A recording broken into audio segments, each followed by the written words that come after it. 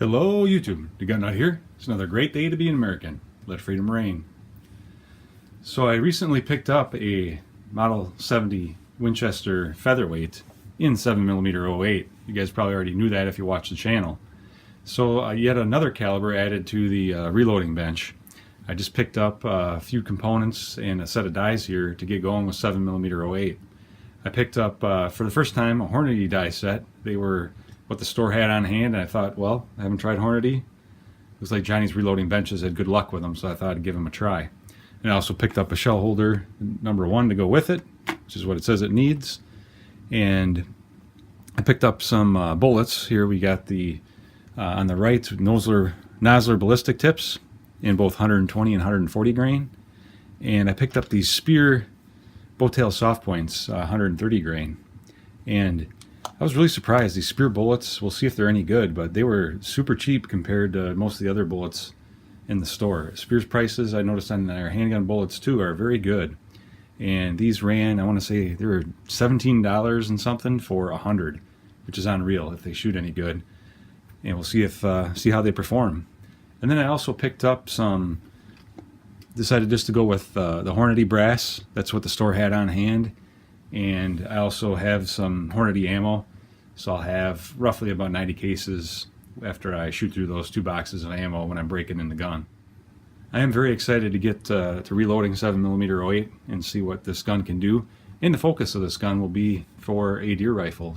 We'll focus on bullets that will be good for deer hunting. I probably won't spend so much time with match bullets or trying anything super high BC or super high weight in my 7mm-08. At least not to begin with. We'll focus on getting that deer run dialed in. So this is just an introduction to the 7mm-08 series.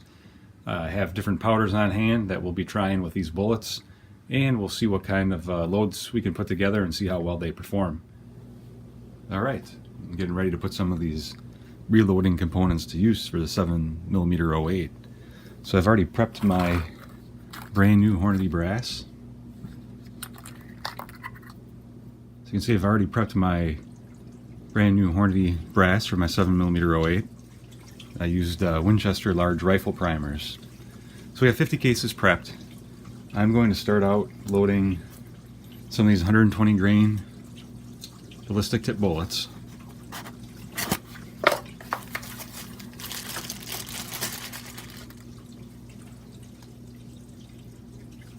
That red tip.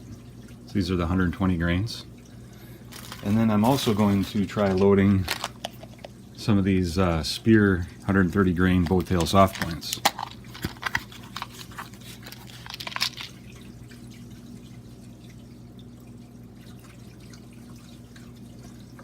Do a quick comparison of these 2 bullets.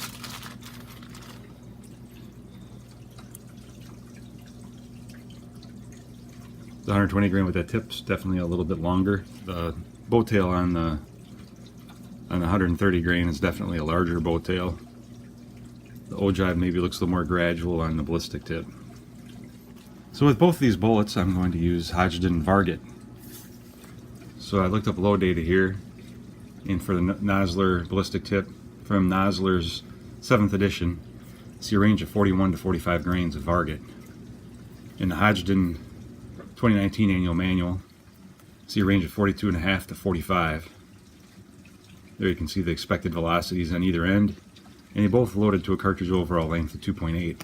So what I'm going to do is subtract the grain from the top end and work up in half grain increments, but for right now I'm only going to shoot 3 different load levels, 43, 43.5, and 44. And for the 130 grain Spear, it's out of the Spear number 15 edition manual.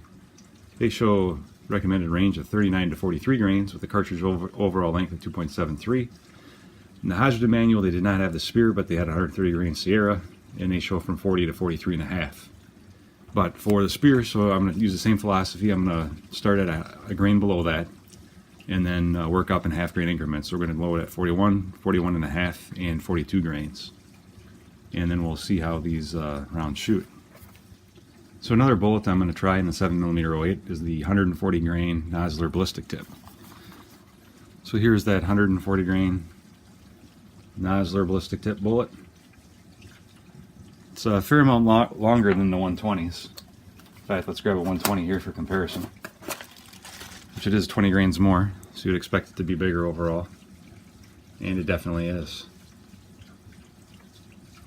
The bow tail base looks a little bit longer, and then the overall length of the bullet's longer. I think what I'm going to do is I'm going to use 4350.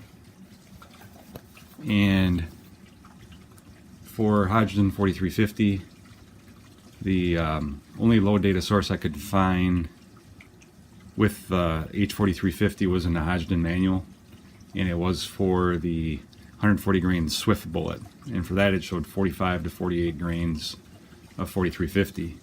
So I'm going to do with the 140 grain Nosler ballistic tip is start at a grain less than that and load up in half grain increments, but only 3 load levels, 46, 46 and a half, and 47 grains. Hope you guys enjoyed this video. If you did, please like and subscribe. You guys be safe out there.